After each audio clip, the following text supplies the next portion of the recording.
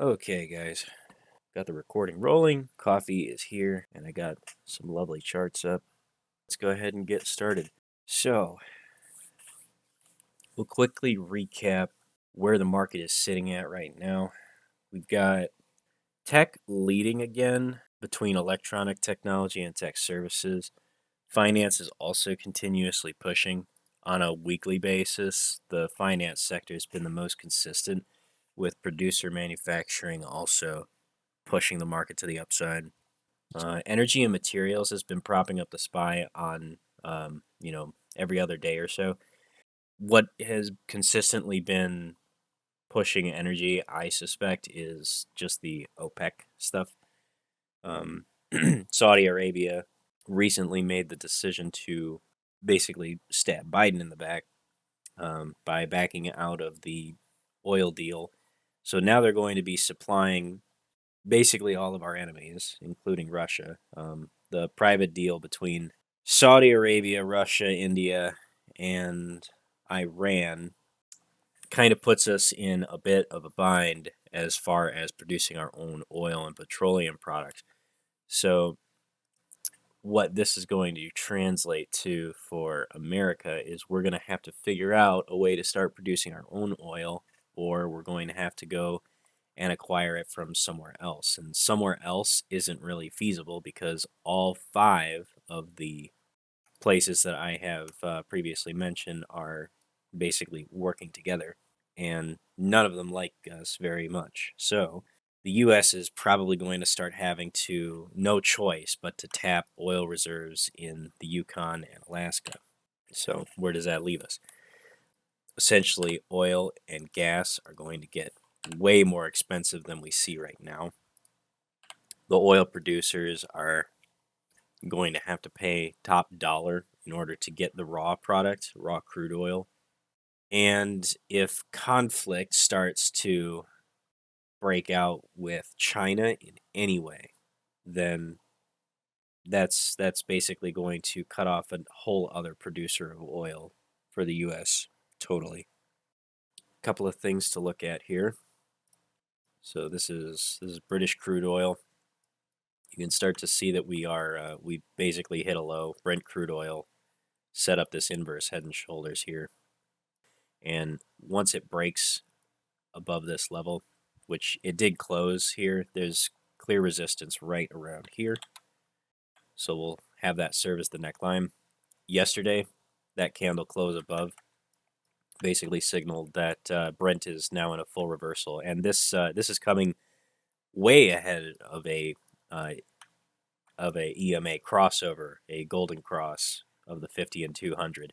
So for people that trade futures of any kind or trade commodities, this is somewhat of an opportunity, although it's probably easier to target stocks in the energy sector that will be less exposed to the volatility of oil prices, and that's going to be hard to pick. So that's still research that I have to do on my end to figure out like exactly what companies are going to have the best chance to perform well.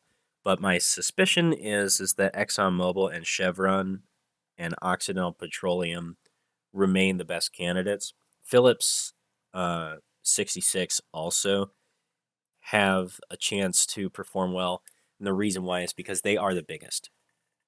They have the most connections. They have the best relationship with the oil, the raw oil producers and the shippers.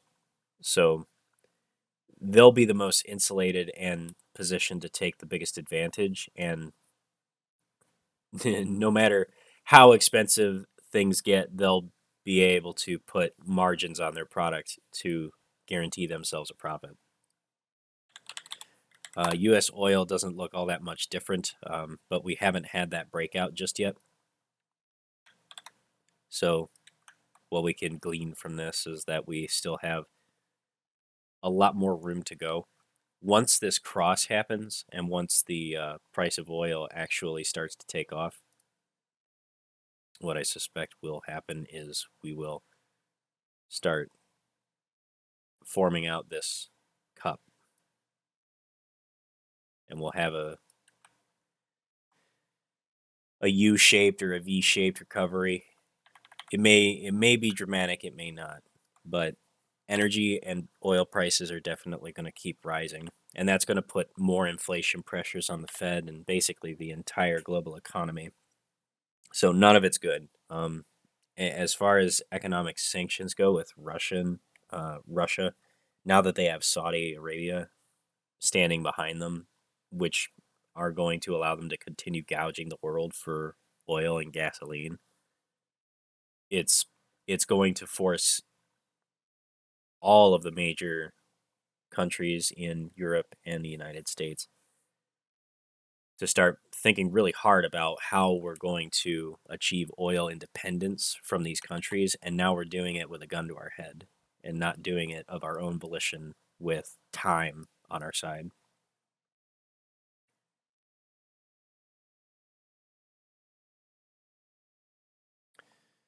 Let's go ahead and recap the SPY overall. I covered this in the video that I did earlier this week.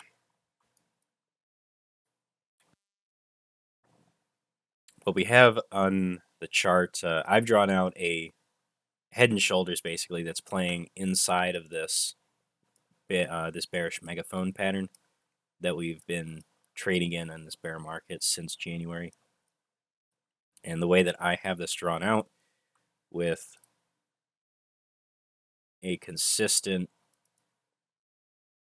level of highs and lows here, what I suspect that we will do at a minimum is test the previous lows at 345, 347. And this is most likely going to come ahead of any holiday rally. Right now, any holiday rally actually is kind of up in the air at the moment. The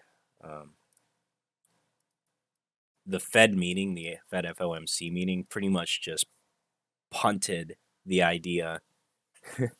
It punted the idea of any Fed pivot or pause or slowdown right out the window. So that idea is gone. The Federal Reserve has plainly stated that no pivot is coming this year. And even when the correspondents were asking, well, what about December? Like, would you consider a 50 basis point hike then? And he's like, that would be premature. So yeah, the correspondents for the Wall Street Journal and Bloomberg especially really stepped in it when they asked those type of questions, because I think they were expecting a more dovish response from Powell. And when he's just like, no,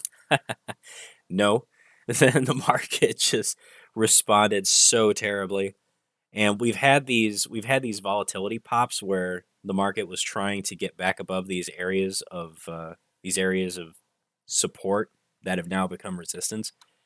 It's really struggling here.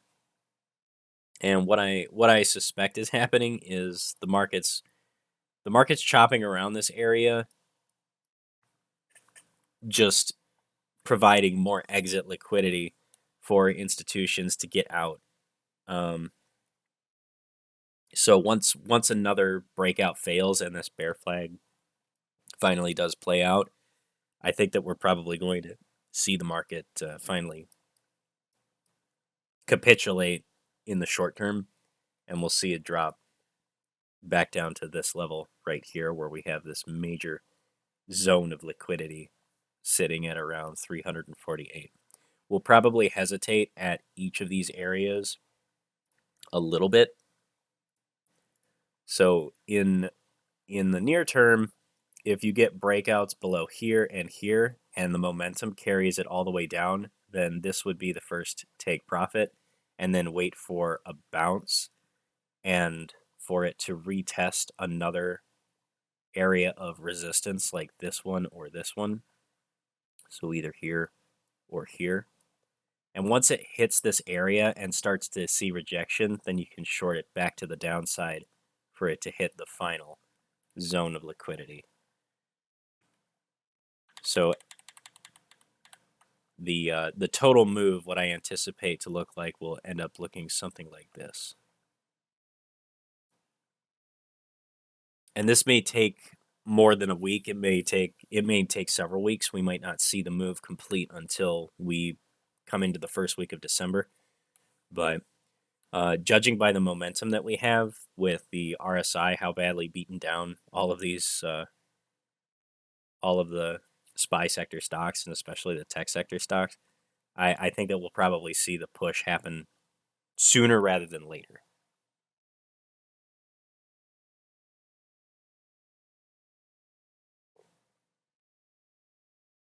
Let's go ahead and we'll double check the HYG divergence.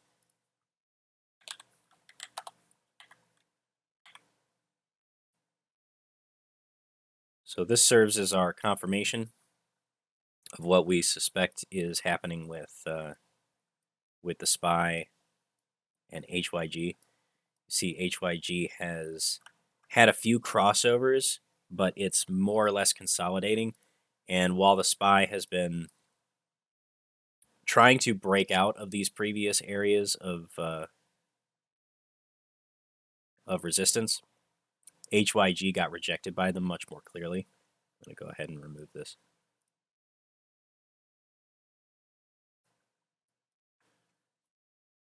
So while the SPY is currently testing its 200 period moving average, HYG has not even approached it yet. And it's already starting to see a death cross on the 1 hour of the 50 EMA and the 200 EMA. On the daily chart, we can see that HYG is, it hit a peak off of its 100 daily EMA. And now I'm suspecting that we're going to see another big sell-off in HYG tomorrow and the following week.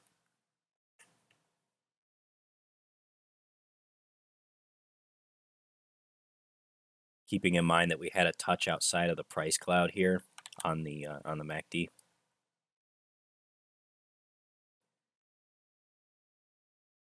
And while we may see one more push to the upside in the near term, I have a feeling it'll get rejected by the 50 EMA before getting pushed back down if that does happen. So if I see a short-term push in HYG and the SPY together, I'm going to judge when to enter the short position in the SPY based on where HYG rejects.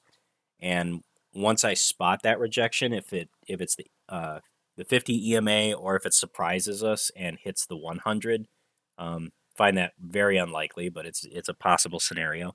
If it hits this, then it would form a double top here.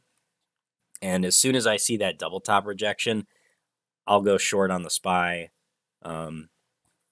and play that to the downside up until, if the SPY were to hit this level, then I would basically take puts that would probably be very close to the money, but give myself a month out and play it until I hit my price target somewhere around in this consolidation zone. So that would take the SPY from 390 all the way back down to 365.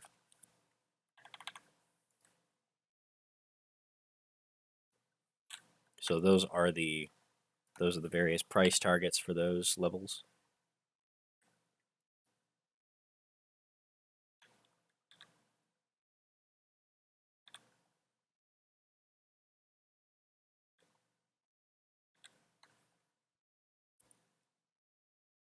Let's go take a look at the VIX.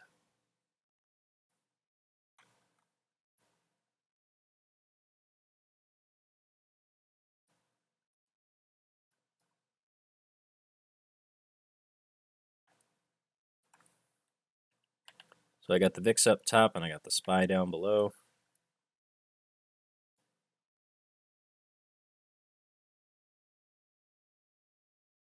The VIX is way oversold. The strength of this move with the VIX switching to the greed side came so quickly. And now we're very close to a huge bottom where we know that there's support here. There's a high probability of the VIX bouncing here. two reasons for that. We have just this consolidation zone that's serving as support as well, but we've also got rising lows in this area. We actually had a double bottom in the VIX that happened here, and then we saw the SPY sell off massively from August all the way through till September. So these rising lows will likely serve as support for the VIX, and we'll see volatility increase as the SPY nears a top. So if the SPY keeps moving down, I expect it to hit a bounce right around 23.25, maybe as low as 22.50. And then it'll bounce off of one of those levels of support as we start to see fear from the SPY. However, we already have a crossover on the MACD outside of the price cloud. So the momentum is shifting back to the upside on the VIX, which would look very badly for the SPY. So this is another sell signal on SPY calling out to us. On the dollar index, we have yet another sell signal in the form of a 50 EMA bounce pending. We need to actually see a confirmation for this. But if you look at every time that the dollar index is bounced off of its 100 and its 50 period moving average, there was a huge sell-off in the SPY every single time it marked a top.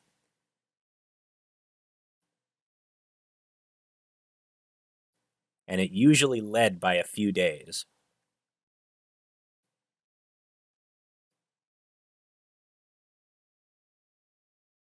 So now we've had this cross down below on the 50 EMA on Dixie. We haven't quite made the move yet, but you can see that the SPY weakened right after this. And then as Dixie got smashed back down, we had these gap candles. So now we need to see what dollar index does to receive this signal. If dollar index gaps back up and we see it jump back to this in this direction all the way back up to 112, SPY is going to tank. That's essentially what that signal translates to. If we see the dollar index continue moving down, then I would look for a bounce off of its 100 period moving average. As soon as it touches that 100 EMA, then that tells me to, well, honestly, that would be my signal to go and pick up those puts. So something that you can do on each of these signals that I have named is you can place an alert on, in the case of Dixie, you can place an alert for when it crosses above its 50 period EMA or when it touches the 100 EMA. In either of these cases, then the dollar index is signaling a sell signal on the SPY. Because so in this entire bear market, we have not broken the 100 EMA. And every time that we have bounced off of the 50 EMA, there's been a top in the market consistently. This has been 100% accurate every single time. And we have not broken down below the 100 EMA since late January, when we actually broke down to the 200. This was the only time. Oh, wait, no, I'm getting my signal. I'm getting the charts confused because the SPY and the SPY and the Dixie are so close together.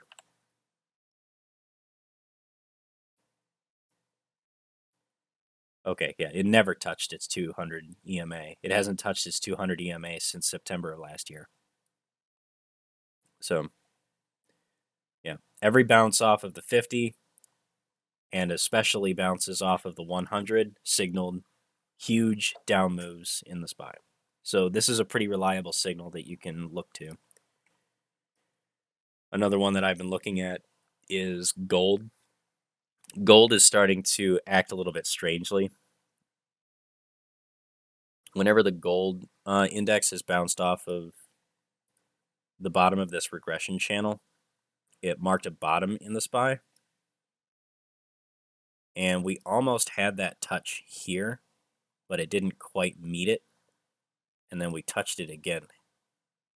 We touched that same level in the form of a double bottom on gold, and then as gold was chopping around, the SPY started moving up. But now that gold is starting to hit the top of its regression channel, you look at this, every time that gold has touched the top of its regression channel, that's when the SPY started selling off. There were big sell-offs in the SPY after gold had made a big top candle, either an evening star pattern on the daily or a tweezer top pattern on the daily. You see this one. This one was, I believe this is a falling 3 pattern right here. You have this big gap up and then and then 3 falling red candles. Oh, that would be a rising 3. Never mind. That would be a bullish indicator, but it never broke out. So it just ended up forming a double top, and then it collapsed.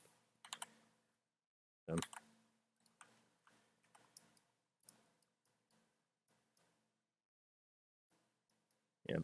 Here's another one. Top of the channel, sold off a few days later.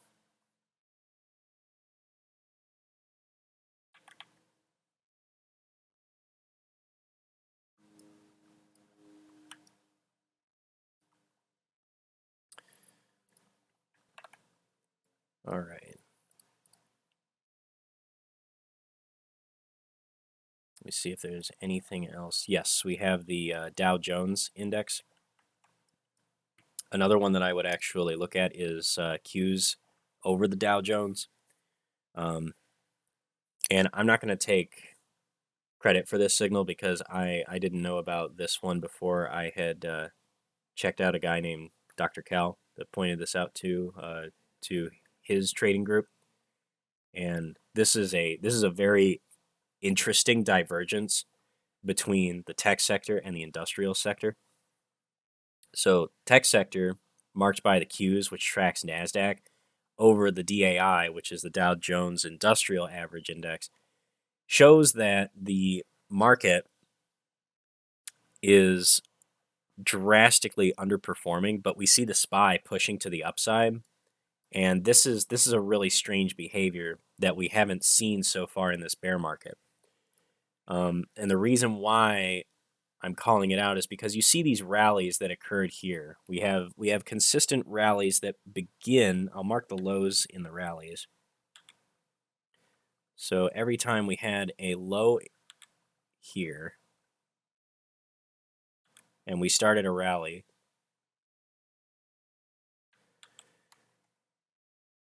take a look at each of these different markers. So we have the Qs right here. We have the Dow Jones Industrial right here. And we have the SPY all the way down here. Okay?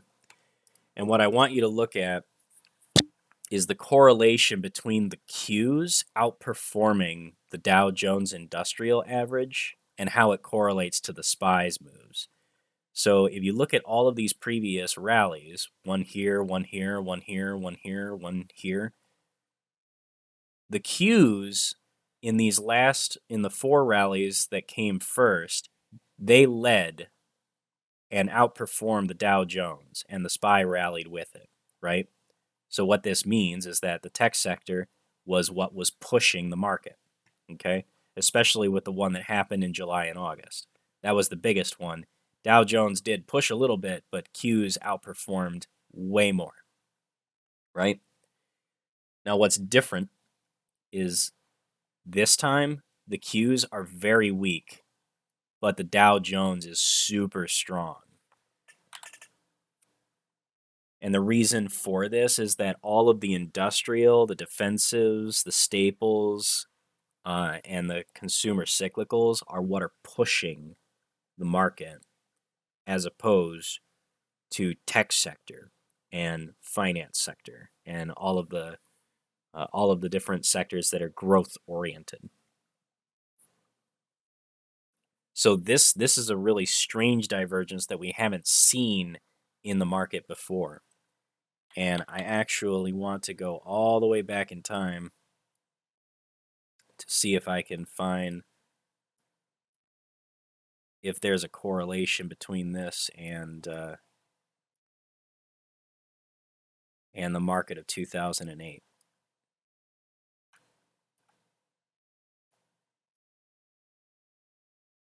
Okay. So here we have 2008.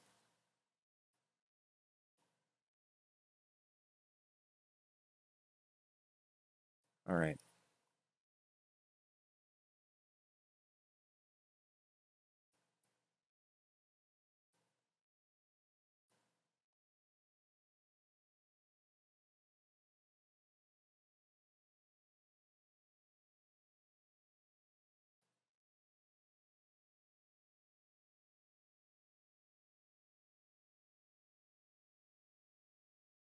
All right.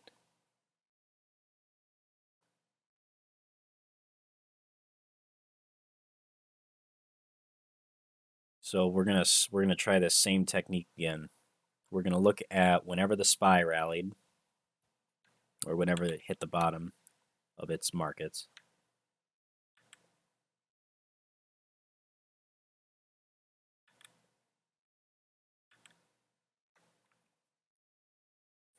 Interesting.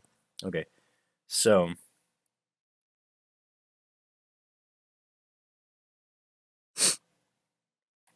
what I'm seeing here is we've got a handful of rallies in the SPY. They look rather evenly matched from this perspective.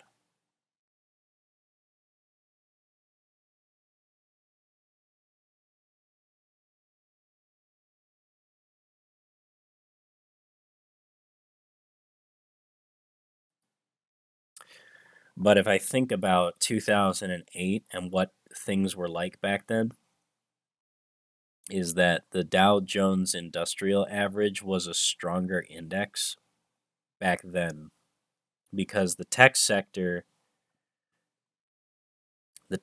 wasn't as powerful back here. Like the Qs was relatively new.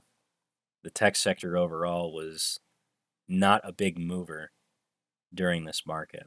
So maybe there would be correlation here with two different indicators or two different indexes.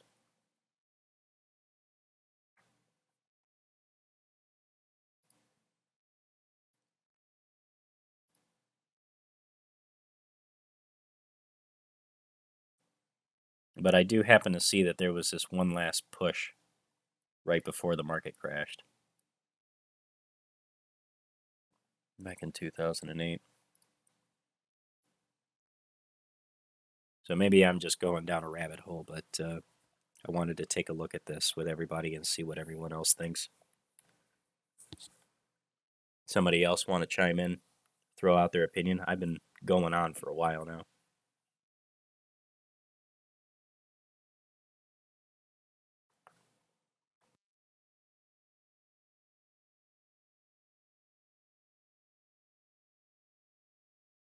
Hey everybody, how's it going? Hey, Phil. Can we hear me? Yeah, this is not super analytical, but I could say that what you're showing is convincing me it's extremely bad news, and that I believe that even if it's not 100% accurate, is definitely in the right ballpark. Appreciate it. So it's very scary, really scary, because I don't think we have an answer. I mean, honestly, at this point, I don't think the federal government can help us at this point with $31 trillion in debt. I think like what's happening is I'd say the chickens are coming home to roost. There is way too much leverage to deal with at this point, and a lot of the stuff is manifesting itself in the charts you're showing.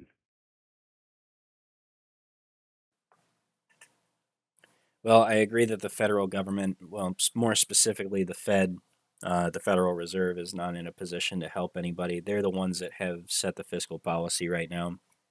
The federal government's right now, just debating on whether printing to money. actually I cut mean, out any like inflation relief checks, which of course everybody else is in favor of. Like I know that if I was struggling to be able to afford, food and gas just to keep my car running just so that I could keep working, then I would want an inflation relief check, even though that's not how absolutely. that's not how you solve Even though inflation, it's that's how not, you yeah, cause exactly. inflation. It's going to be But more inflation, but at least they'll be better off because at least they'll have some money to spend, right? right. As opposed to having no money to spend and still inflation. So they'd have higher inflation, but they'd have probably, they'd have the money they receive would outweigh the increase in inflation, right? So that's absolutely be beneficial to them. Yeah, undoubtedly. But you're right. But yeah, the Undoubtedly. problem is we have a supply crunch. We also have price gouging going on. That's a big piece. That's 3% of inflation to 4% right there. It's because this is where you could see why capitalism is failing to work well, because there are only a few companies in the various industries, so they have pricing power. And we're seeing it. And that's why when you see some of these companies with record profits, it's because they have pricing power. That's true. I'm looking at the .com era for these charts now just to see one last time if there's any kind of correlation. And one thing that I do notice here is that the Dow Jones was consistently hitting like not higher lows and not even, but it wasn't getting hit as hard as the tech sector. And then there was this one last rally that happened in the Dow Jones that pushed the SPY, but the Qs gave up this rally much sooner. It hit a lower high here, while the Dow Jones hit a higher high, and the SPY was break even. And then this led to a major sell-off in the SPY afterwards. So this is very similar. This right here is very similar to what we're seeing right now. So if I go all the way back to where we were before and try and put all of this back together.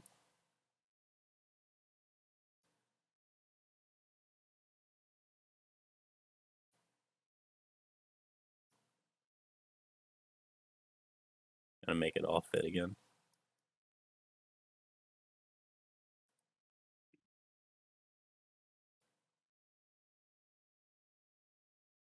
Okay. All right. I think I made it all fit now.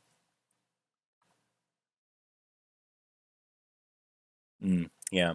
Okay. I do see a divergence here. Qs are making a double top pattern while the Dow made a higher high and the SPY made a higher high.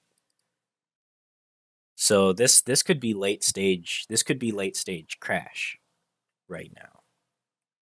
That's part of my fear here. Is that this divergence signals that the tech sector has finally given up strength and the market doesn't have faith in it. They're not buying up tech sector anymore. They're going with industrials and producers of raw materials and cheap goods. That's a strongly defensive move.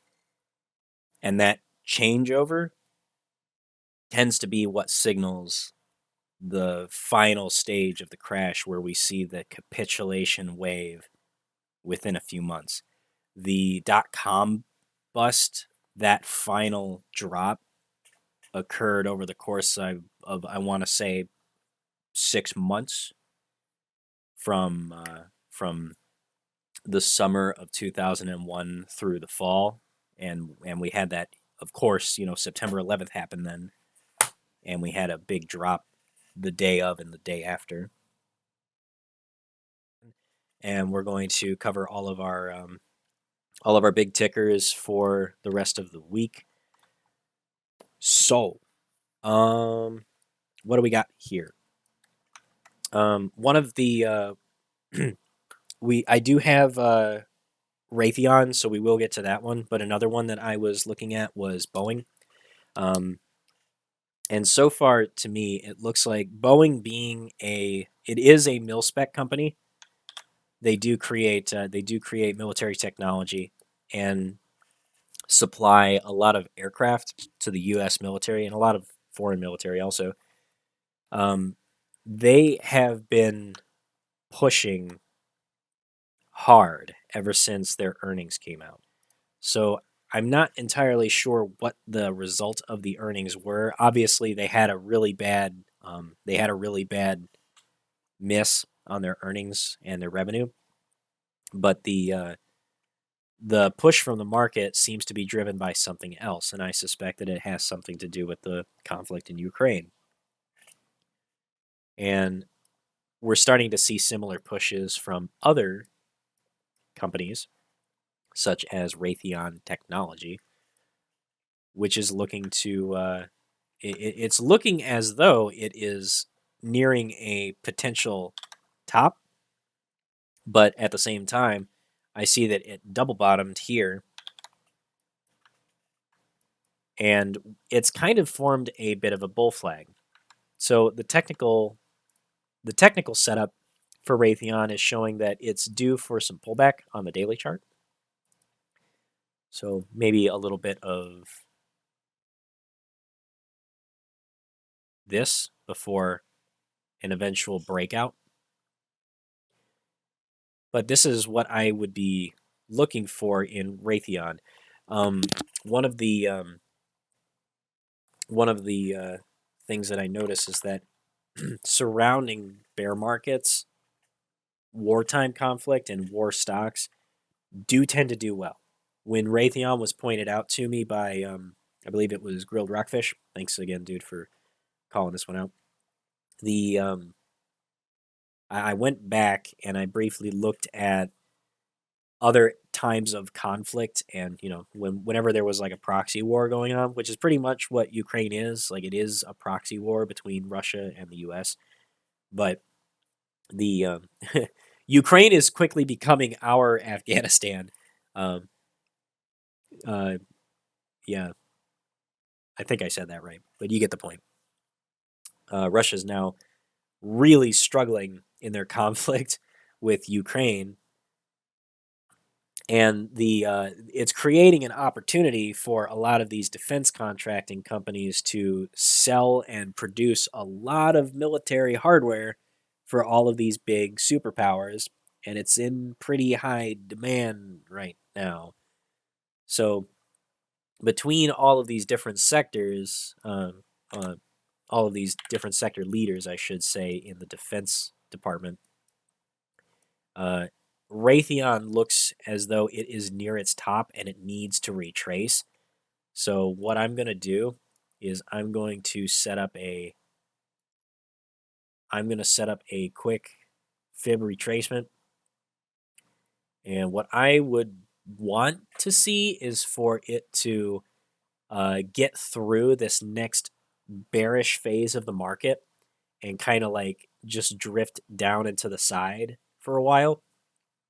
At any point that I see Raytheon touch $90, that would be a great buying level, because that's right there at the 38 retracement level. And if it coincides with a bull flag that we're seeing develop here, then this would be a great buy. Overall, Raytheon and basically all of the major military and aerospace companies are huge performers. Over the long term, like, there's very few times, like the only time in recent history that they had this really bad performance over the long term was during the 2008 crisis and the 2015. There was a bit of I'm trying to remember what happened in 2015. It hit the whole market. Well, it doesn't matter. And then, of course, the COVID crash, which that destroyed everybody. So Raytheon over the long term is an excellent performing stock. So you really can't go wrong with mil-spec companies. just buying shares in this company is pretty solid move for the long term. This is kind of one that you can just set it and forget it.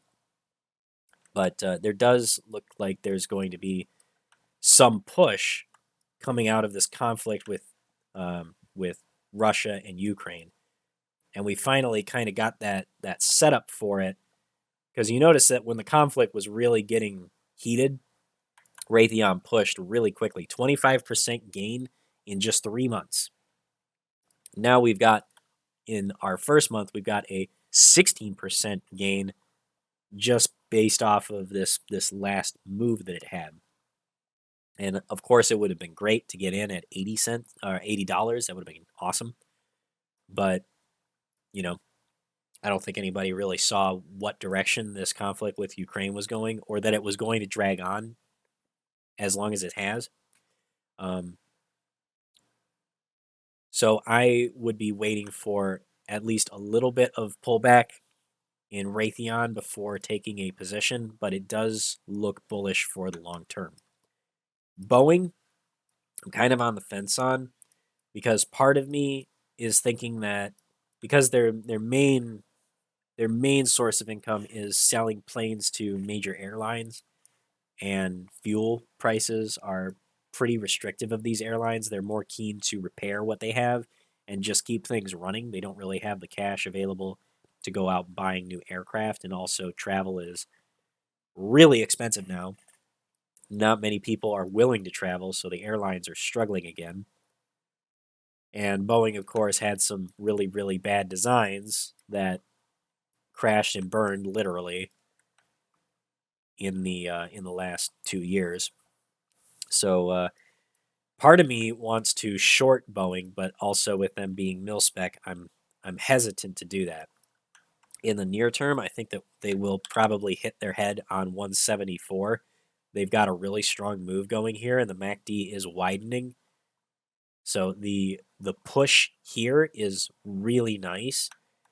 I'd expect if there's any opportunity for an entry, like any kind of gap down early in the morning on Monday, that would be an excellent opportunity to go long in Boeing for the month and try to capture this 8% move that I see coming in the near term.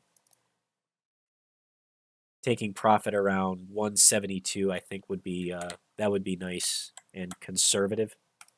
175 would be about as far as I would be willing to take that trade. But this one does have a real opportunity. The problem is that I know that because of these last 3 days, where it moved 12% in just 5 trading days, actually. Oh no, it is 3 trading days. Anyway, with this huge move, I think that the options are probably going to be really, really expensive to the long side.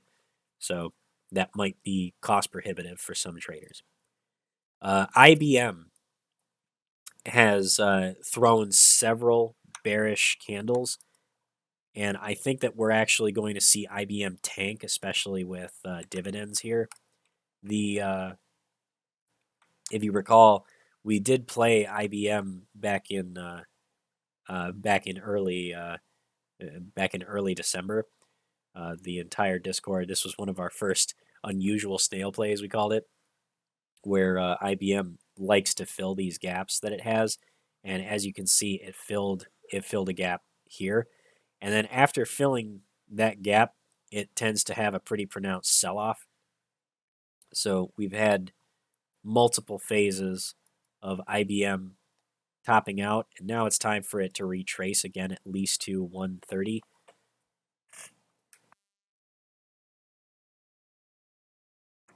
Excuse me, I had to sneeze.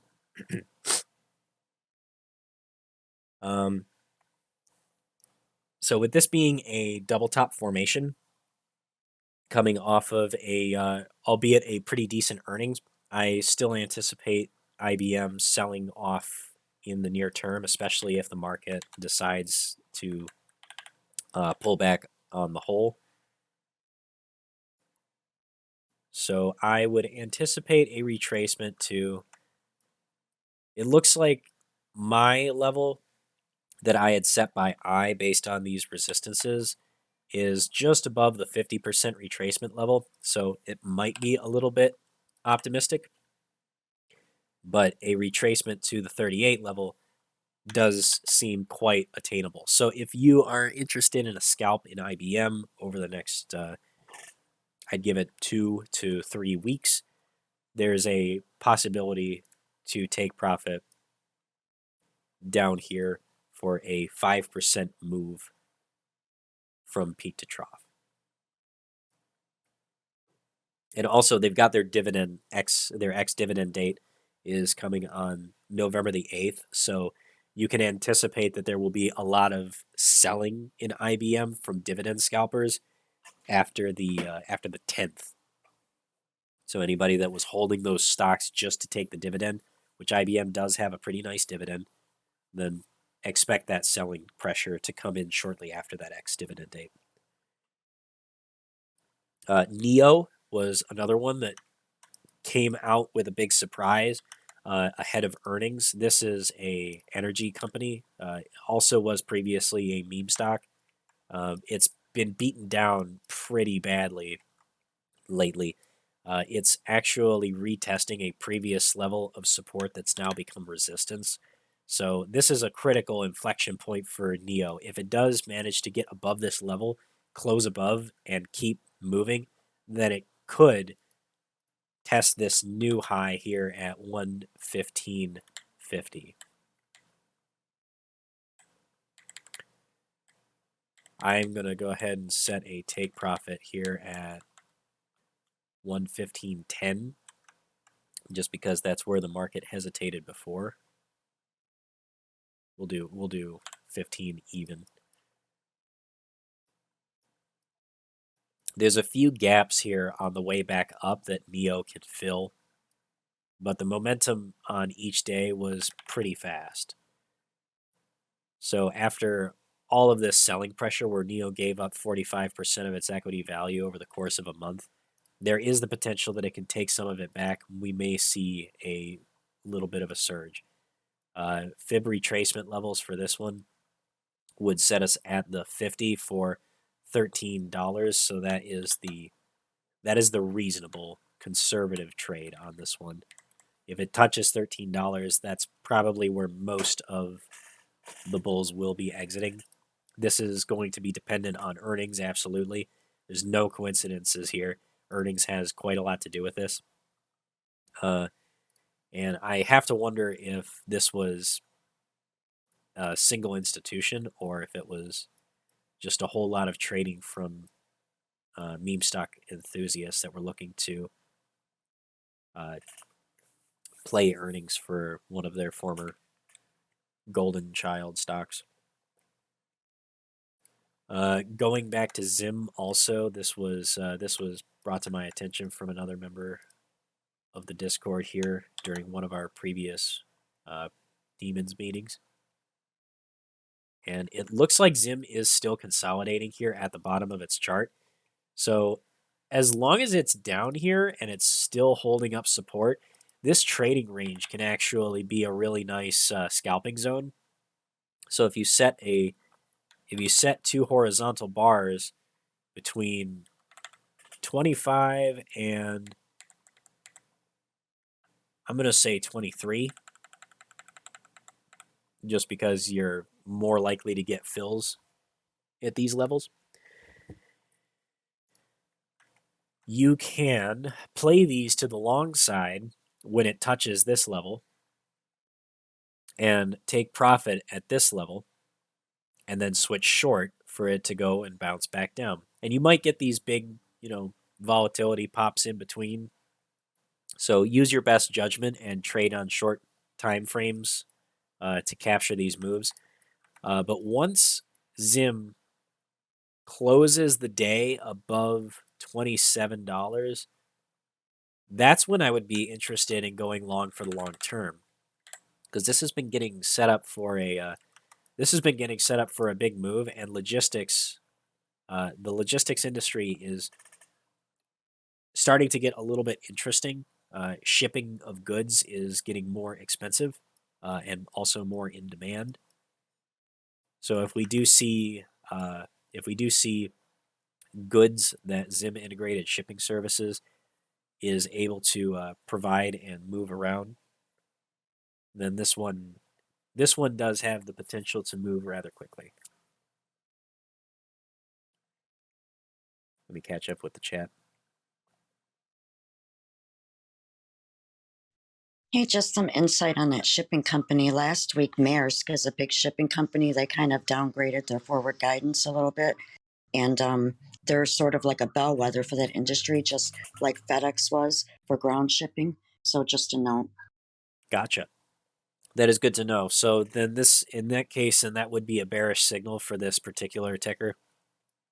So if they don't surprise with a positive earnings here in November, then they're probably going to follow what the rest of the industry is going to do. And if Maersk is leading to the downside, then we should probably anticipate that occurring for Zim as well. So maybe this one won't end up being a trade, but since we've been following it for a while, I figured it would be worth keeping in mind. Yep. Thank you guys so much for coming up to the Demons meeting. I'll look forward to seeing you guys next week, and I will see you next time. But until then, have a hell of a time in the markets.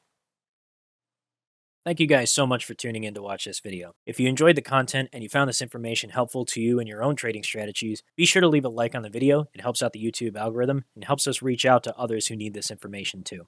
Be sure to subscribe if you want to see more. And if you're not a member of Hell's Trading Floor already, consider joining our Discord by joining us at hellstradingfloor.com, which will allow you to sign up for our Discord at discord.gg/hellstradingfloor.